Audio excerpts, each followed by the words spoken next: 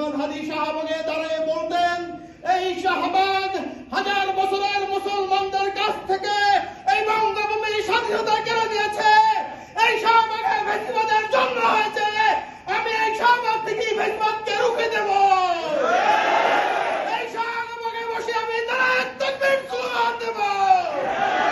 কোনো অনুদান চাই না, শুধু একটাই চাই, ওসমান হাদির অসমাপ্ত বিপ্লবকে আপনারা সমাপ্ত করবেন। আপনারা যদি রাজি থেকে আমার সাথে ওয়াদা করেন, আপনারা শান্ত হবেন না।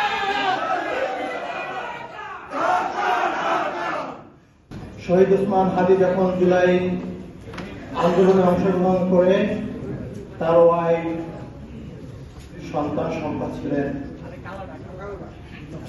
দিনের পর দিন, রাতের পর রাত যখন বাসায় ফিরতে পারেন নাই, আমাদের পরিবারের পক্ষ থেকে তাকে বারবার বলা হতো, পরিবারের কথা চিন্তা করতে হবে, নিজের নিরাপত্তার কথা চিন্তা করতে হবে।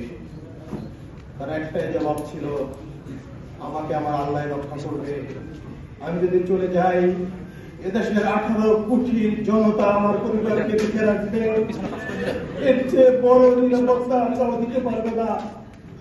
যদি আমি আমার রবের ডাকে সাড়া দিয়ে চলে যাই, আপনি শহীদের ভাই হবেন। আমার মাকে বলেছিল, আমি যদি মা চলে যাই, আপনি শহীদের মা হবেন। এর চেয়ে বড় কিছু নাই। কিন্তু আমি শহীদের ভাই হতে চাই নাই। আমি চেয়েছিলাম রাজপথে বিপ্লবী ওসমানের পাশে থেকে এই বাংলাদেশকে আধিপত্যবাদ মুক্ত করতে।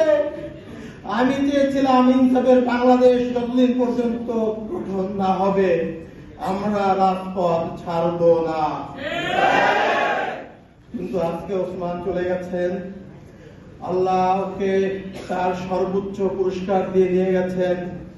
শুক্রবারের জুমার নামাজের পরে সে গুলিবিদ্ধ হয়ে পরবর্তী শুক্রবার রাতে সে ইন্তেকাল করেছেন সিঙ্গাপুরে। সবার কাছে আমার একটাই দাবি, ওসমান যে বিপ্লবী আন্দোলন করেছিলেন, সে যে আন্দোলনের জন্য শহীদ হয়েছেন, পরবর্তীতে তার অসমাপ্ত বিপ্লবকে আপনারাই সমাপ্ত করবেন ইনশাআল্লাহ।